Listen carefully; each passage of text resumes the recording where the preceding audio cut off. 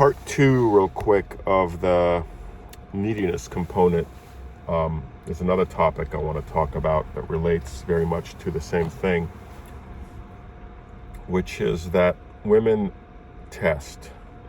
And you've probably heard that before, but you really need to understand what that means. Women are always testing, always. It's their nature. They can't help themselves.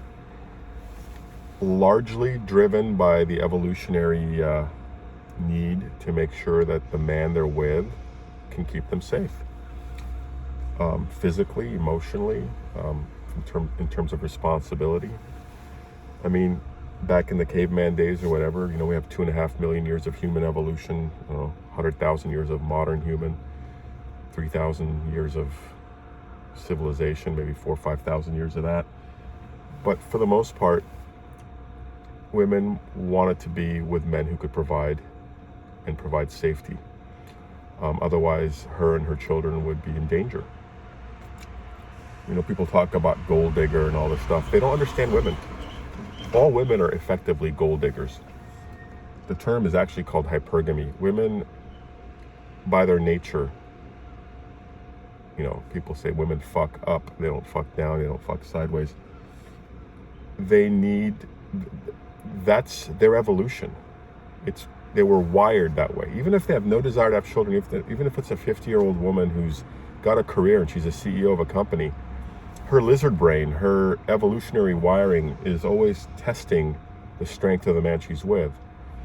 And whereas today we have cultural pressures that allow for women to date down or whatever, or at least they virtue signal, well, yeah, I could date a guy who's, making less money than I am or whatever. But for the most part, I've dated, a couple of hundred women, and I've had many relationships or hookups or whatever with at least 70, 80 women that I've managed to keep tabs, written the names down for my own edification.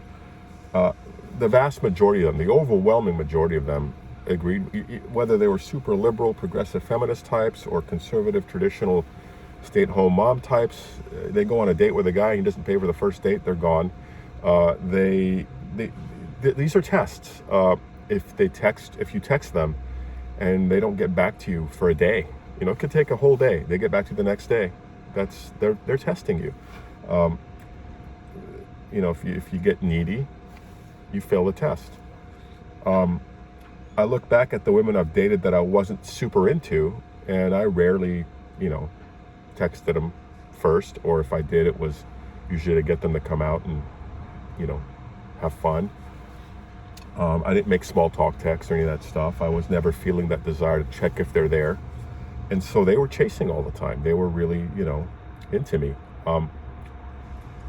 But when I would find that one gal, and it wasn't just the two that I, told you that sort of broke my heart, if you will. It was also ones that I went on a date or two with, and then they were like, no, this isn't going to work for me or whatever.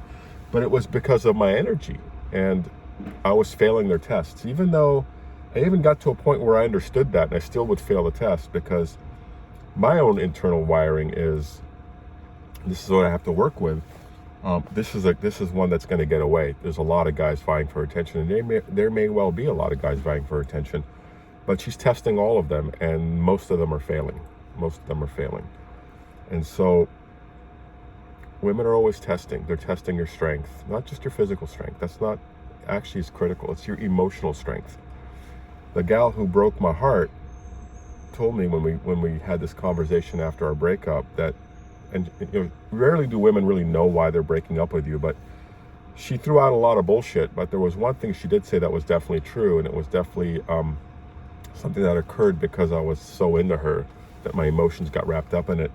And that is, she said I was reactive. I was very reactive, and at times with her I was. It's weird because with women that I'm indifferent to, or just a little bit into, or the sex is great but I'm not in love with them or anything like that, I don't get reactive because my emotions don't get wrapped up in her. And that is a test of your strength, and in this case I failed it. Will I fail it the next time?